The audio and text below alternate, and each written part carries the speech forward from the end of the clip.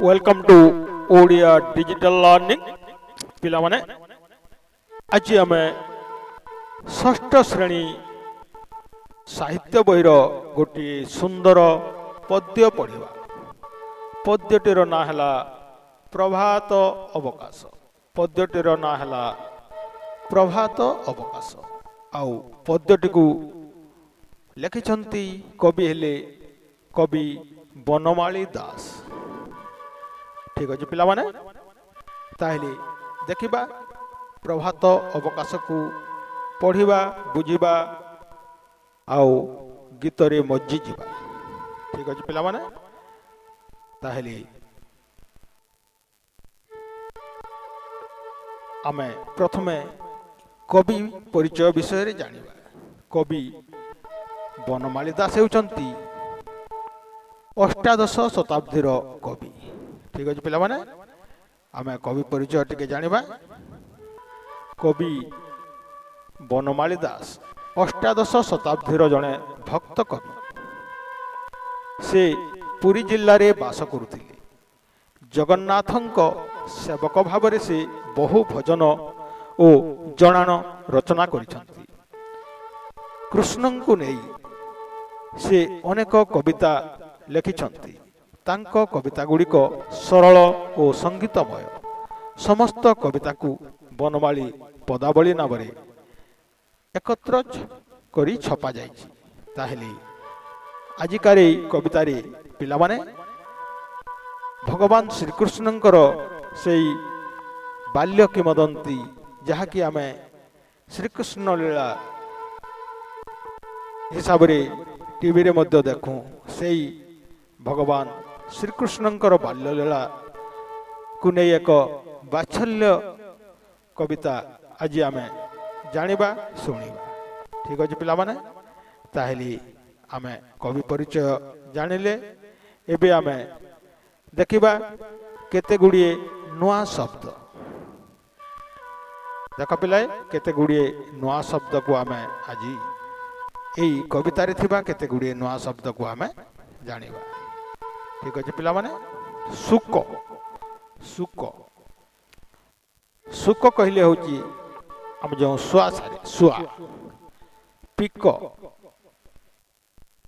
कोइली कुकुट कुकुड़ा परखिबा परखर परखिबा खोजिबा पखाली धोइबा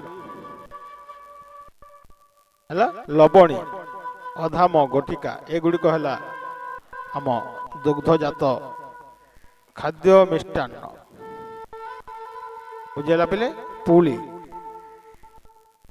गोष्ठ जो गाई चराई नियंती तांकर गोष्ठ गाई माने जोठी जमा हुंती।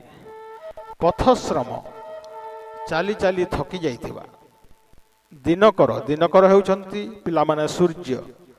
उछुर उछुर कहले विलंब। अशकत टिके दुर्बल अनुभव करिबा। शारीरिक दुर्बलता अनुभव करिबा। ठीक अच्छे पिला माने ताहले आमे देखिबा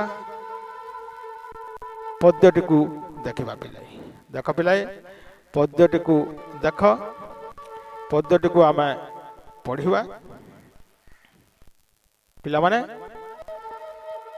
एई पद्यटी भगवान श्रीकृष्णंकर बाल्य लीला को नहीं लिखा जाइछि।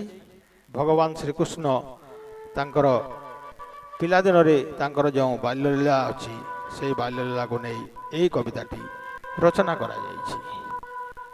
ताहेले आमे प्रथमे गीतटी को पढ़िबा पिलाए। पिला माने एई गीतटी जदिओ स्वर रे गाई हेब नाही तथापि छात्र छात्री मानकर जानिबा सकाशे पाठरे उपस्थापना करबा सकाशे ए गीतटी को गाइबा को पड़िबो। ठीक अछि पिला माने ताहले देख तुमे माने पाठ बही रे मध्य ए गीतटी देखि पारिबो आ पाठ बही को देख। उठ निसी पाहिला एथर हे बंशीधर ଉଠନି ସିପାହିଲା ଏଥର। ମନ୍ଦିରେ ଡାକିଲେ ଶୁକ, ବୃକ୍ଷରେ ରାବିଲେ କାକ, କୁହୁ କୁହୁ ରଟେ ପିକ, କୁକୁଟକା ଡାକିଲେ ପରଖର। ହେ ବଂଶୀଧର ଉଠନି ସିପାହିଲା ଏଥର। ତାହେଲେ ପିଲାମାନେ, ଭଗବାନ ଶ୍ରୀକୃଷ୍ଣ ଯେତେବେଳେ ମା ଯଶୋଦାଙ୍କ ନିକଟରେ ଶୋଇପଡ଼ିଛନ୍ତି, ସେହି ସମୟରେ ପ୍ରଭାତ ସମୟ ଆସିଛି। ପ୍ରଭାତ ସମୟ କହିଲେ ସୂର୍ଯ୍ୟ ଉଦୟ ହେବାର ପୂର୍ବ ସମୟ। ମା ଯଶୋଦା ଶ୍ରୀକୃଷ୍ଣଙ୍କୁ ଉଠାଉଛନ୍ତି ଯେ ବାପଧନ, ନିଶି ପାହି ଆସୁଛି, ତୁ ଏବେ ଉଠିଯାରେ ବାପଧନ। ମନ୍ଦିରରେ ଶୁକ ଡାକିଲେନି, ବୃକ୍ଷରେ କାକ ରାବିଲେନି ଏବଂ ବୃକ୍ଷ ଡାଳରେ କୋଇଲି କୁହୁ କୁହୁ ତାନ କରୁଛି ଏବଂ କୁକୁଡ଼ା, ଗଞ୍ଜା କୁକୁଡ଼ା ମଧ୍ୟ ଡାକ ପକାଇଲାଣି। ତେଣୁକରି ତୁ ଉଠିଯାରେ ବାପଧନ, ଆଉ ଡେରି କରନା। ଠିକ୍ ଅଛି ପିଲାମାନେ, ତାହେଲେ ଆମେ ଏହି କେତୋଟି ଦୃଶ୍ୟକୁ ଦେଖିବା। ଆମେ ଦୃଶ୍ୟକୁ ଦେଖିବା ପିଲାମାନେ। ଉଠନି ସିପାହିଲା ଏଥର, ହେ ବଂଶୀଧର ଉଠନି ସିପାହିଲା ଏଥର। ଦେଖ, ମନ୍ଦିରେ ଡାକିଲେ ଶୁକ, ଶୁଆ ସାରି ମନ୍ଦିରରେ ଡାକୁଛନ୍ତି, କାକ ରାବିଲେଣି, ତାପରେ କୋଇଲି ମଧ୍ୟ ବୃକ୍ଷ ଡାଳରେ କୁହୁ କୁହୁ ତାନ କଲାନି। ଦେଖୁଛ ପିଲାଏ, ଆଉ କୁକୁଡ଼ା ମଧ୍ୟ କଙ୍କରେ କଙ୍କରେ କଙ୍କ ବୋଲି ଡାକିଲାଣି। ତାହେଲେ ପିଲାମାନେ, ତେଣୁ ଯଶୋଦା କହୁଛନ୍ତି ତୁ ଉଠିଯାରେ ବାପଧନ। ଠିକ ଅଛି ପିଲାମାନେ, ତାପରେ ଆମେ ଆଉ ଗୋଟିଏ ପଦକୁ ଦେଖିବା।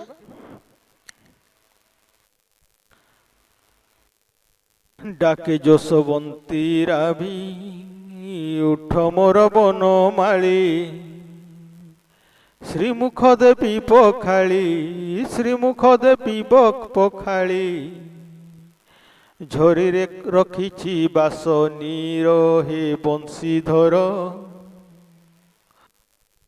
ଉଠନି ସିପାହିଲା ଏଥର। ତାହେଲେ ପିଲାମାନେ, ତାପରେ ମା ଯଶୋଦା କହୁଛନ୍ତି, ଯଶୋବନ୍ତୀ ମା ଯଶୋଦା, ଶ୍ରୀକୃଷ୍ଣଙ୍କର ମାତା ଯଶୋଦା କହୁଛନ୍ତି, ଉଠ ମୋର ବନମାଳୀ। ଶ୍ରୀକୃଷ୍ଣଙ୍କର ଆଉ ଗୋଟିଏ ନାମ ହେଲା ବନମାଳୀ। ଉଠ ମୋର ବନମାଳୀ, ଶ୍ରୀମୁଖ ଦେବୀ ପଖାଳି। ଶ୍ରୀମୁଖ ଭଗବାନଙ୍କର ସେଇ ଶ୍ରୀକୃଷ୍ଣଙ୍କର ମୁଖ, ଶ୍ରୀମୁଖ, ସୁନ୍ଦର ମୁଖକୁ ଧୋଇଦେବି। କୋଉଠି ଧୋଇବି? ଯେ ବାସଚନ୍ଦନ ମିଶା ପାଣି ରଖାଯାଇଛି। ଶ୍ରୀକୃଷ୍ଣ ଯେତେବେଳେ ଉଠନ୍ତି, ଯଶୋଦା ମାତା ଶ୍ରୀକୃଷ୍ଣଙ୍କର ମୁଖକୁ ବାସଚନ୍ଦନ ମିଶା ପାଣିରେ ଧୋଇ ଦିଅନ୍ତି ଶ୍ରୀକୃଷ୍ଣଙ୍କର ବାଲ୍ୟକାଳରେ। ତାହେଲେ ଯଶୋଦା କହୁଛନ୍ତି, ଉଠ ମୋର ବନମାଳୀ, ଶ୍ରୀମୁଖ ଦେବୀ ପଖାଳି, ଝରିରେ ରଖିଛି ବାସ ନୀର, ହେ ବଂଶୀଧର ଉଠନି ସିପାହିଲା ଏଥର। ତାହେଲେ ପିଲାମାନେ ଦେଖିଲ, ତାପରେ ଆମେ ଦେଖିବା ଗୀତକୁ ଦେଖିବା, ଦୃଶ୍ୟକୁ ଦେଖିବା। ଦେଖ ପିଲାମାନେ, ଭଗବାନ ଶ୍ରୀକୃଷ୍ଣଙ୍କର ସେଇ କିମ୍ବଦନ୍ତୀ ଭରା ଚିତ୍ର ଗୁଡାକୁ ତୁମେ ଲକ୍ଷ୍ୟ କର। ତାପରେ ଆଉ ଗୋଟିଏ ଗୀତ ପଢ଼ିବା। ତୁମେ ତୁମ ପାଠ ବହିରେ ମଧ୍ୟ ଏହି ଗୀତଟିକୁ ଆବୃତ୍ତି କରିବ। ଅମୃତ ପାଣି କଦଳୀ, ଲବଣୀ ସଙ୍ଗତେ ଗୋଳି, ଅଧାମ ଗୋଟିକା ପୁଳି, ଅଧାମ ଗୋଟିକା ପୁଳି, ଖଣ୍ଡ ସଙ୍ଗେ ଭୁଞ୍ଜାଇ ବିଷର, ହେ ବଂଶୀଧର ଉଠନି ସିପାହିଲା ଏଥର। ଅମୃତ ପାଣି କଦଳୀ ଗୋଟିଏ ଖାଦ୍ୟ ଫଳ, ତା ସାଙ୍ଗରେ ଲବଣୀ ସର ଅଧମ ଗୋଟିକା ସେଇ ଦୁଗ୍ଧଜାତ ଦୁଧ ଦହି ସର ଲବଣୀ ସଙ୍ଗେ ତୋତେ ଖୁଆଇ ଦେବି ରେ ଧନ, ତୁ ଶୀଘ୍ର ଉଠିଯା। ଏଇଭଳି ମା ଯଶୋଦା କହୁଛନ୍ତି। କବି ବନମାଳୀ ଦାସ ସେଇ ଯଶୋଦା ମାତାଙ୍କର ବାତ୍ସଲ୍ୟ ମମତା ଭରା ସେଇ ଭାବନାକୁ ଏଇ ଗୀତ ଆକାରରେ ପ୍ରକାଶ କରିଛନ୍ତି। ଠିକ ଅଛି ପିଲାମାନେ, ତାହେଲେ ଆମେ ଦେଖିବା ସେଇ ଗୀତକୁ ନେଇ କେତେକ ଦୃଶ୍ୟ ଦେଖିବା, ଚିତ୍ର ଦେଖିବା, ଏହି ଗୀତଟିକୁ ଅନୁଭବ କରିବା। ଦେଖ ପିଲାଏ, ଶ୍ରୀକୃଷ୍ଣ କିପରି ଦୁଧ ଲହୁଣୀ ସର ଲବଣୀ ଖାଉଛନ୍ତି ତାହା ମନେ ପକାଇ ମା ଯଶୋଦା କହୁଛନ୍ତି, ତୁ ଉଠିଯାରେ ବାପ ଧନ, ତୋତେ ମୁହଁ ଧୋଇଦେବି, ତାପରେ ତୋତେ ସର ଲବଣୀ ଖୁଆଇ ଦେବି। ତାପରେ କ'ଣ କରିବେ ଆମେ ଦେଖିବା ପିଲାଏ।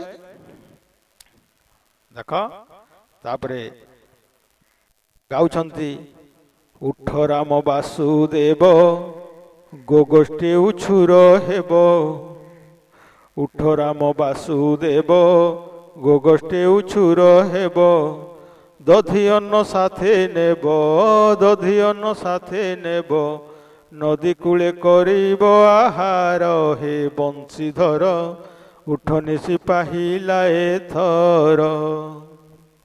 ତାହେଲେ ପିଲାମାନେ କ'ଣ ହେଇଛି, ଯଶୋଦା ମାତା ଭାବୁଛନ୍ତି ଯେ ହେ ବାସୁଦେବ, ଶ୍ରୀକୃଷ୍ଣଙ୍କର ସେଇ ଗୋଟିଏ ଅନେକ ନାମ ଅଛି, ଗୋଟିଏ ନାମ ହେଲା ବାସୁଦେବ। ଯେ ଶ୍ରୀକୃଷ୍ଣ ପିଲାଦିନେ ଜଙ୍ଗଲକୁ ଗାଈ ଚରେଇବାକୁ ଯାଉଥିଲେ।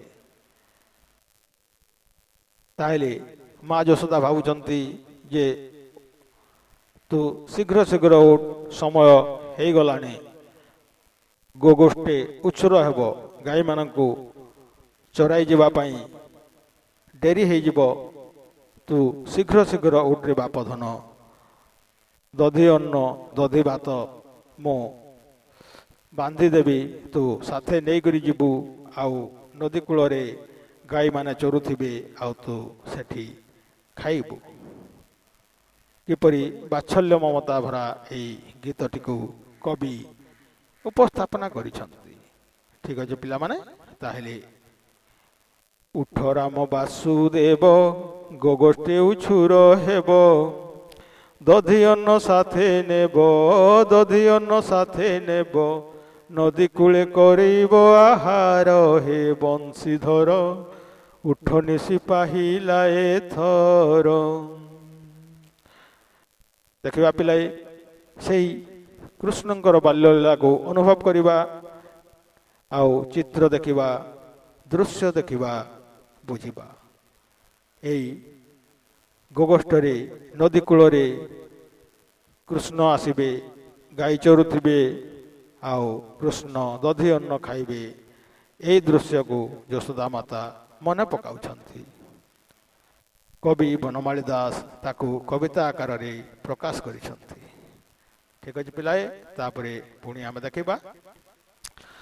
ବାଛୁରୀ ଚରାଇ ଯାଇ କାଲି ପରି ପଥଶ୍ରମ ପାଇ, ବାଛୁରୀ ଚରାଇ ଯାଇ କାଲି ପଥଶ୍ରମ ପାଇ, ଅଣସରେ ଅଛୁ ଶୋଇ, ଅଣସରେ ଅଛୁ ଶୋଇ, ଅଶକତ ହୁଏ କି ଶରୀର, ହେ ବଂଶୀଧର ଉଠ ନିଶି ପାହିଲା ଏଥର। ଯଶୋଦା ମାତା ତା ପୂର୍ବ ଦିନର କଥା ଭାବି କହୁଛନ୍ତି, ତୁ ଗତକାଲି ଯେଉଁ ବାଛୁରୀ ଚରାଇ ଯାଇଥିଲୁ, ତୁ ଚାଲି ଚାଲି ଆସି ଥକି ଯାଇଅଛୁ, ଆଉ କିଛି ନ ଖାଇ ଅଣସରରେ ଉପାସରେ, ଅଣସର କହିଲେ ଉପାସ ପିଲାଏ, ଉପାସରେ ତୁ ଶୋଇପଡ଼ିଅଛୁ, ତେଣୁକରି ତୋ ଶରୀର, ତୋ ଦେହ ଦୁର୍ବଳ ହୋଇଯାଇଛି କି, ତେଣୁକରି ଶୀଘ୍ର ଉଠରେ ବାପ ଧନ, ତୋତେ ଖୁଆଇ ଦେବି, ସର ଲବଣୀ ଖୁଆଇ ଦେବି, ତାପରେ ତୁ ପୁଣି ଗୋଗୋଷ୍ଠୀକୁ ଗାଈ ଚରାଇ ନେବୁ। କବି ବନମାଳୀ ଦାସ ଏହି ଭାବନାକୁ ନେଇ ଏହି ଗୀତ ଆକାରରେ ପ୍ରକାଶ କରିଛନ୍ତି। ବାଛୁରୀ ଚରାଇ ଯାଇ କାଲି ପଥ ଶ୍ରମ ପାଇ ଅଣସରେ ଅଛୁ ଶୋଇ ଅଣସରେ ଅଛୁ ଶୋଇ ଅଶକତ ହୁଏ କିଶୋରୀର ହେ ବଂଶୀଧର ଉଠ ନିଶି ପାହିଲା ଏଥର। ଠିକ ଅଛି ପିଲାମାନେ, ତାପରେ କବି ଆଉ କଣ ଲେଖିଛନ୍ତି ଜାଣିବା। ଦେଖ ପିଲାଏ, ଶ୍ରୀକୃଷ୍ଣ ପିଲାଦିନେ ଜଙ୍ଗଲକୁ ଗାଈ ଚରାଇ ନେଉଥିଲେ। ତାଙ୍କର ଏଇ ଫଟୋ ଚିତ୍ରକୁ ତୁମେ ଦେଖି ଅନୁଭବ କର। ଦେଖ ପିଲାଏ, ତାପରେ କଣ କହୁଛନ୍ତି ଆମେ ଦେଖିବା ପିଲାଏ। ଦେଖ, ତାପରେ ଯଶୋଦା ମାତା କହୁଛନ୍ତି, ସିଂହ ଦ୍ୱାରେ ଗୋପ ସୁତ ଡାକନ୍ତି ଉଠ ଅଚ୍ୟୁତ। ସିଂହ ଦ୍ୱାରେ ଗୋପ ସୁତ ଡାକନ୍ତି ଉଠ ଅଚ୍ୟୁତ। କେତେ ନିଦ୍ରା ଯାଉ ତୁତ କେତେ ନିଦ୍ରା ଯାଉ ତୁତ ଆକାଶେ ଉଦୟ ଦିନ କର ହେ ବଂଶୀଧର ଉଠ ନିଶି ପାହିଲା ଏଥର। ତାହେଲେ ପିଲାମାନେ, ଶ୍ରୀକୃଷ୍ଣ ଶୋଇପଡ଼ିଛନ୍ତି। ଯଶୋଦା ମାତା ଉଠାଉଛନ୍ତି ଆଉ କହୁଛନ୍ତି ଯେ ତୋର ସାଙ୍ଗମାନେ ଏଇ ଗୋପପୁରର ତୋର ସେଇ ସାଙ୍ଗସାଥି ମାନେ ଆସିକରି ତୋତେ ଡାକୁଛନ୍ତି ରେ ବାପଧନ। ଡାକନ୍ତି ଉଠ ଅଚ୍ୟୁତ। ଅଚ୍ୟୁତ ମଧ୍ୟ ଶ୍ରୀକୃଷ୍ଣଙ୍କର ଗୋଟିଏ ନାମ। ତୋତେ ଡାକୁଛନ୍ତି, ତୁ ଆଉ କେତେବେଳ ଶୋଇବୁ ରେ ବାପଧନ। ଆକାଶରେ ଉଦୟ ହେଲେନି ସୂର୍ଯ୍ୟ ଦିନକର, ଆକାଶରେ ସୂର୍ଯ୍ୟ ଉଦୟ ହେଲେନି। ଦେଖ ପିଲାଏ, ଏଇ ଦୃଶ୍ୟକୁ ଦେଖ, ଆକାଶରେ ସୂର୍ଯ୍ୟ ଉଦୟ ହେଲେନି, କାଉ ରାବିଲେଣି। ତାହେଲେ ତୁ ଆଉ କେତେବେଳ ଶୋଇବୁ? ତୋର ସାଙ୍ଗସାଥି ମାନେ ତୋତେ ଆସି ଡାକିଲେଣି, ତୁ ଶୀଘ୍ର ଉଠ, ତୋତେ ମୁହଁ ଧୋଇଦେବି, ଦୁଧ ଲହୁଣୀ ଖାଇବାକୁ ଦେବି, ଦଧି ଅନ୍ନ ତୋତେ ଗଣ୍ଠୁଲି ଦେବି, ଆଉ ତୁ ଗାଈ ଚରେଇବାକୁ ଯିବୁ। ତାହେଲେ ତାପରେ କବି ଲେଖିଛନ୍ତି ପିଲାଏ, ଉଠ ପ୍ରଭୁ ଚକ୍ରଧର ଯିବାକୁ ହେବ ଉଛୁର। ଉଠ ପ୍ରଭୁ ଚକ୍ରଧର ଯିବାକୁ ହେବ ଉଛୁର।